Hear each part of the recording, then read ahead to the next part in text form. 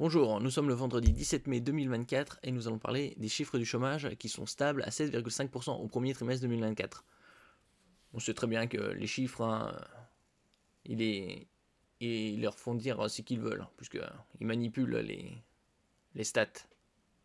Ils radient par dizaines, centaines de milliers, et donc le chômage reste stable à 7,5%, malgré les faillites records.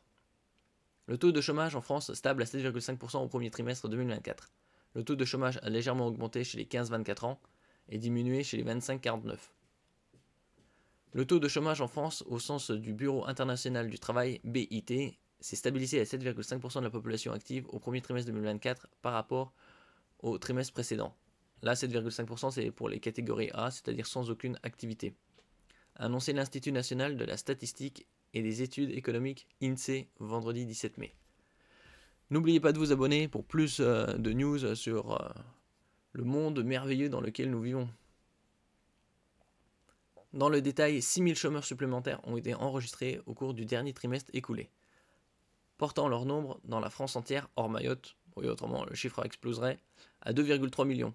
Là, c'est vraiment cherché, parce qu'il y a plus de 3 millions de chômeurs. Selon ce mode de calcul qui permet les comparaisons internationales. Bon, tout va bien.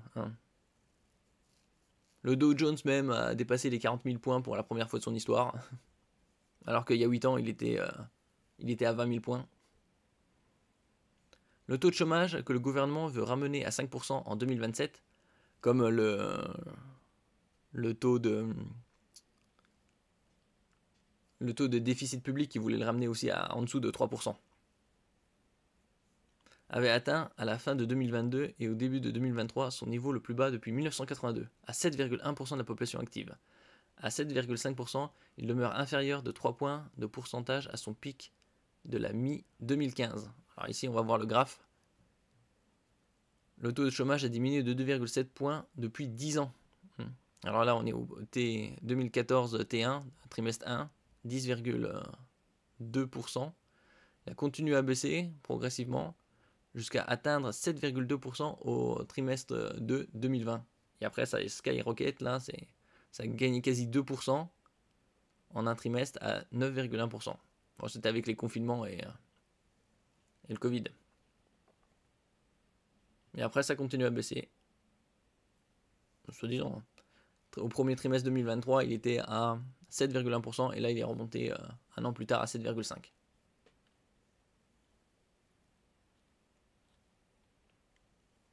Au dernier trimestre, le taux de chômage augmente de 0,6 points pour les 15-24 ans à 18,1% en hausse de 1,5 points sur un an. Ouais, 18,1% contre 7,5% pour la moyenne.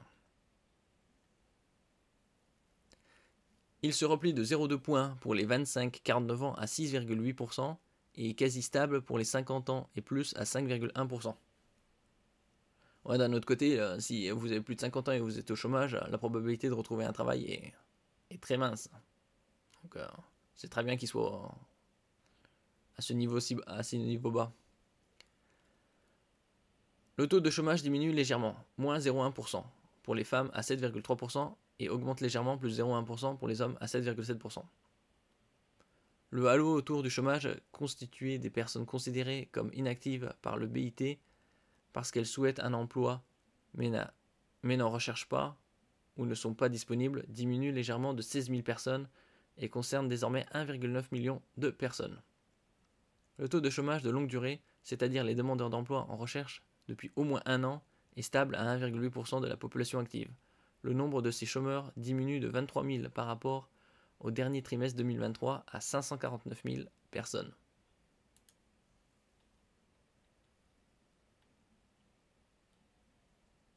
Bon, ça c'est les chiffres de l'INSEE, parce que c'est comme la croissance ou les déficits, ils le calculent avec des nouvelles méthodes. C'est pour ça qu'ils réussissent à faire des croissances de 0,1%, alors que c'est calculé différemment avec les méthodes précédentes, c'est négatif. Merci pour votre écoute, n'oubliez pas de mettre un j'aime, un commentaire, de partager et de vous abonner à la chaîne. À la prochaine fois.